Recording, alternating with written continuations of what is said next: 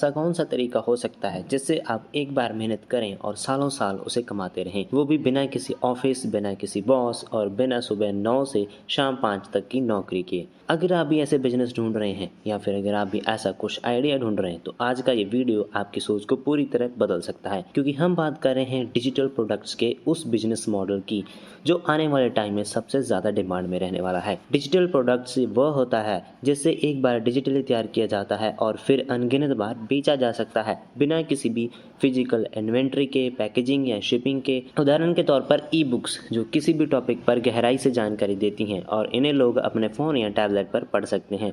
फिर आते हैं प्रिंटेबल्स जैसे कि प्लानर्स, कैलेंडर्स या बच्चों के लिए गेम्स जिन्हें लोग डाउनलोड करके प्रिंट कर लेते हैं। इसके अलावा टेम्पलेट्स का ज़माना है। Instagram post designs, YouTube thumbnails, resume forms या सीवी डिज़ाइंस जैसे टेम्पलेट्स की खूब डिमांड है, क्योंकि ये समय बचाते हैं और प्रोफेशनल लुक देते हैं। अगर आपके पास कोई स्किल है तो आप ऑनलाइन कोर्स के ज़रिए उसे वीडियो, ऑडियो या पीडीएफ फॉर्मेट में दूसरों को सिखा सकते हैं। म्यूज़िक बीट्स और साउंड इफेक्ट्स भी डिजिटली प्रोडक्ट्स का हिस्सा हैं, जिन्हें गेम डेवलपर्स, कंटेंट क्रिएटर्स और फिल्म मेकर्स तक खरीदते हैं। इसके अलावा आजकल कैनवा और नोशन टेम्पलेट्स डिजिटल दुनिया की नई करेंसी बन चुके हैं। हर कोई प्रोडक्टिविटी बढ़ाने के लिए इन्हें खरीदता है। इन सभी में एक सबसे कमाल की बात है कि इन्हें एक बार बनाकर आप हज़ारों नहीं बल्कि लाखों बार बेच सकते हैं, जिससे एक पैसिफिक इनकम सोर्स बन सकता है। यानी मेहनत एक बार, कमाई बार बार। अब बात करते हैं स्टेप बाय स्टेप इस डिजिटल प्रोडक्ट बिजनेस को कैसे शुरू किया जाए। सबसे पहला स्टेप है अपने अंदर झांकिए। अपनी सुपर पावर क्या है? हर इंसान के पास कोई ना कोई स्किल होती है, कोई ऐसी चीज़ जो वो बाकी लोगों से बेहतर करता हो। किसी को डिजाइनिंग में मजा आता है तो किसी का कोडिंग में हाथ साफ है, कोई बढ़िया राइटिंग कर सकता है तो कई बच्चों को बढ़िया पढ़ा सकता है, किसी को फिटनेस की गहरी समझ है तो कोई फ़ोटो या वीडियो एडिटिंग में माहिर है। ऐसे में आपको अपनी वही स्किल पकड़नी है जिससे आप सबसे ज़्यादा मज़ा आता है, क्योंकि वही स्किल आपकी पहले डिजिटल इनकम का ज़रिया बन सकती है। और अगर आपको अभी ये समझ नहीं आ रहा कि आपकी स्किल क्या है तो कोई बात नहीं, एक हफ्ते तक खुद से 3 सवाल पूछिए। मुझे क्या करने में सबसे ज़्यादा अच्छा लगता है? लोग मुझे किस चीज़ में सबसे ज़्यादा सलाह लेते हैं?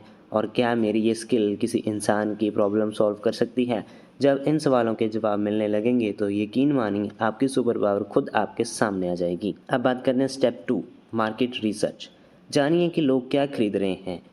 अब जब आपको ये पता चल गया है कि आपकी सुपर पावर क्या है, अगला ज़रूरी कदम है ये समझना कि मार्केट में उसकी डिमांड कितनी है। यानी जो आप अपनाना चाहते हैं, क्या लोग उसे वाकई खरीदते हैं? इसके लिए आपको थोड़ी सी डिजिटल जासूसी करनी होगी। वेबसाइट्स, पिंटरेस्ट या क्रिएटिव मार्केट खोलिए और वहाँ सर्च करिए इन टॉपिक्स से जुड़े हुए प्रोडक्ट्स जो आप बनाना चाहते हैं। ध्यान दीजिए कि इन प्रोडक्ट्स पर सबसे ज़्यादा रिव्यू हैं, कितनी बार बिके हैं और उनकी प्राइसिंग क्या है। उदाहरण के तौर पर अगर आप एटसी पर self care journal printable search करेंगे तो पाएंगे कि कुछ डिजिटल प्रोडक्ट्स 100 रुपये से भी कम कीमत में बिक रहे हैं, लेकिन उन्हें हज़ारों डाउनलोड्स पाए हैं। यानी कम प्राइस पर भी आप बड़ी इनकम बना सकते हैं। इसी तरह अगर आपको डिज़ाइनिंग पसंद है तो कैनवा टेम्पलेट्स बनाकर सूट बेचिए। कई क्रिएटर्स हर महीने लाखों रुपए कमा रहे हैं और सिर्फ अच्छे डिज़ाइनर्स और थोड़ी सी समझदार मार्केटिंग के दम पर। मार्केटिंग रिसर्च सिर्फ एक स्टेप नहीं, ये आपके आइडिया को रियलिटी में बदलने का सबसे मजबूत आधार है, इसलिए इसे हल्के में मत लीजिए। स्टेप 3, अपना प्रोडक्ट बनाना शुरू करें।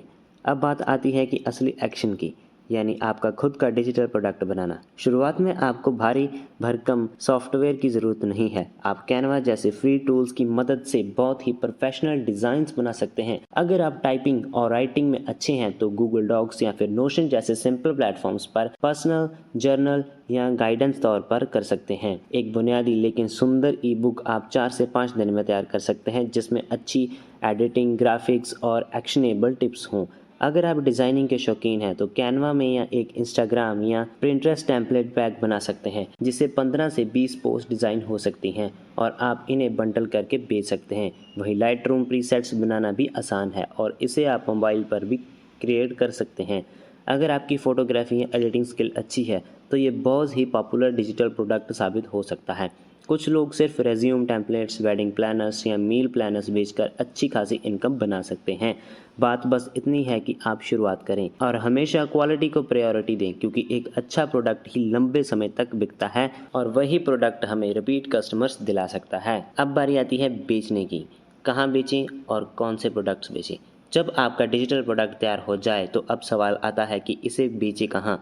अच्छी बात यह है कि आज के दौर में आपके पास कई बेहतरीन प्लेटफॉर्म्स हैं जहां आप बिना किसी टेक्निकल नॉलेज की शुरुआत कर सकते हैं। सबसे पहले बात आती है एडसी की। ये तो बिगनर्स के लिए सबसे आसान और भरोसेमंद ऑप्शन है, खासकर अगर आप प्रिंटेबल्स, जर्नल्स या टेम्पलेट्स बेच रहे हैं। फिर आता है गमरोड, जहां आप बिल्कुल फ्री में अपना स्टोर सेटअप कर सकते हैं और इसकी प्रोफेशनल लुक आपके ब्रांड को भरोसेमंद बनाती है।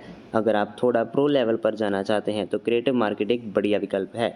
यहाँ ट्रैफिक बहुत ज़्यादा है, लेकिन एक्सेप्ट होने के लिए आपका प्रोडक्ट हाई क्वालिटी का होना चाहिए। अगर आप ऑनलाइन कोर्स, डिजिटल गाइडेंस या टेम्पलेट्स बेचने का सोच रहे हैं तो पेहिप, पोडिया और टीचेबल जैसे प्लेटफॉर्म्स आपके लिए परफेक्ट हैं, जहां आप कंटेंट होस्ट कर सकते हैं और ऑटोमेटेड डिलीवरी भी कर सकते हैं। और अगर आप चाहते तो अपनी खुद की वेबसाइट बना सकते हैं, जहां आप ना सिर्फ अपनी पूरी ब्रांडिंग कंट्रोल कर सकते हैं बल्कि हर सेल पर ज़्यादा प्रॉफिट भी कमा सकते हैं, और क्योंकि वहां कोई तीसरा कमीशन नहीं लेता। कुल मिलाकर आपको बस ये तय करना है कि आप किस लेवल पर शुरुआत करना चाहते हैं और फिर उसी के हिसाब से प्लेटफॉर्म्स चुनिए। Step 5, promotion. ऑडियंस कहाँ से आएगी? अब जब आप प्रोडक्ट तैयार कर रहे हैं और प्लेटफॉर्म्स भी तय हो गया है तो अगला बड़ा सवाल यही है कि लोग आएंगे कैसे, और यही आता है मार्केटिंग का असली गेम। आज की डिजिटल दुनिया में प्रमोशन करना पहले से कहीं आसान हो चुका है। आपको बस सही तरीके से कंटेंट बनाना आना चाहिए। Instagram reels, YouTube shorts, Pinterest pins और ईमेल मार्केटिंग जैसे टूल्स का इस्तेमाल करके आप न सिर्फ लोगों का ध्यान खींच सकते हैं बल्कि अपनी एक वफादार ऑडियंस भी बना सकते हैं। आप ऐसे शॉर्ट्स और अट्रैक्टिव टाइटल्स के साथ वीडियो या पोस्ट बनाएं जो लोगों की प्रॉब्लम को टच करें, जैसे 5 टूल्स जो हर सोशल मीडिया मैनेजर को चाहिए, कैसे मैंने एक ई बुक से 25,000 कमाई की, या फिर फ्री नोशन टेम्पलेट्स जो आपकी लाइफ बदल देगा। ऐसे हुक्स क्यूरियोसिटी बढ़ाते हैं और लोग खुद क्लिक करते हैं, आपके प्रोडक्ट तक पहुंचते हैं। इसके साथ साथ आप बिहाइंड द सीन्स ट्यूटोरियल्स या सक्सेस स्टोरीज शेयर करें ताकि लोगों को लगे कि आप वाकई वैल्यू दे रहे हैं। याद रखिए, लोग सबसे पहले आप पर भरोसा करते हैं, फिर आपके प्रोडक्ट पर, और जब वो भरोसा बन जाए तो सेल्स ऑटोमेटिकली आने लगती हैं। स्टेप नंबर 6, ट्रस्ट बनाएं, कम्युनिटी बनाएं। इस डिजिटली दुनिया में सिर्फ प्रोडक्ट नहीं बिकते, भरोसा बिकता है। जब लोग आप पर भरोसा करने लगते हैं तो वे सिर्फ एक बार नहीं, बार बार खरीदते हैं, और यही है लॉन्ग टर्म सक्सेस की कुंजी। इसके लिए ज़रूरी है कि आप सिर्फ बेचने की सोचें नहीं, वैल्यू देने की सोचें। लोगों से फीडबैक लें, उनके सवालों का जवाब दें, उन्हें अपने जर्नी में गाइड करें ताकि उन्हें महसूस हो कि आप सिर्फ एक सेलर नहीं बल्कि उनके प्रॉब्लम सॉल्वर हैं। जब आप अपनी ऑडियंस के साथ रेगुलर बातचीत करते हैं, चाहे वो कमेंट हो, डीएम हो या ईमेल हो, तो एक रिश्ता बनता है और यही रिश्ता धीरे धीरे कम्युनिटी बन जाता है। एक बार आपने अपने ग्राहक को जोड़ लिया तो जब आपके पास एक ऐसा चैनल आ जाता है जहां आप अपने नए प्रोडक्ट्स, अपडेट्स या बंडल ऑफर्स बार बार प्रमोट कर सकते हैं। यही कहते हैं कि कस्टमर लाइफ टाइम वैल्यू बढ़ाता है। एक ग्राहक से बार बार कमाई करना बिना बार बार मेहनत किए, तो याद रखिए सबसे पहले ट्रस्ट कमाइए, पैसे तो फिर खुद ब खुद आने लगेंगे। स्टेप 7, एक प्रोडक्ट नहीं पूरा ब्रांड बनाइए। अब जब आपका एक प्रोडक्ट चलने लगे तो उसे कभी ना रुकने वाली जर्नी बना दें। जब एक प्रोडक्ट अच्छे से बिकने लगे तब बस उस पर टिके मत रहिए, अगले कदम की ओर बढ़िए। सोचिए, आपने एक इंस्टाग्राम टेम्पलेट पैक बेचा तो अब आप उसी मार्केटिंग में content calendar, caption guide, reel hooks जैसे प्रोडक्ट्स क्यों नहीं बेच सकते। यही है ब्रांड एक्सपेंशन। अब जितने ज़्यादा प्रोडक्ट्स आप बनाएंगे उतना ज़्यादा तरीके से होंगे अपनी ऑडियंस को वैल्यू देने के और साथ ही अपनी कमाई को बढ़ाने के। और सबसे अच्छी बात, जब आप इन सारे प्रोडक्ट्स को एक साथ बंडल करते हैं तो आप प्राइस भी बढ़ा सकते हैं। सोचिए, पहले जो चीज़ आपने 500 में बेची अब वही चीज़ आप 1500 में बेच सकते हैं, बस क्योंकि आपने अपनी ऑफर वैल्यू को बढ़ा लिया है। आपने एक प्रोडक्ट से एक पूरे ब्रांड को बढ़ाया, जहां हर नया प्रोडक्ट पुराने प्रोडक्ट को सपोर्ट करता है और आपकी रेवेन्यू को बढ़ाता है।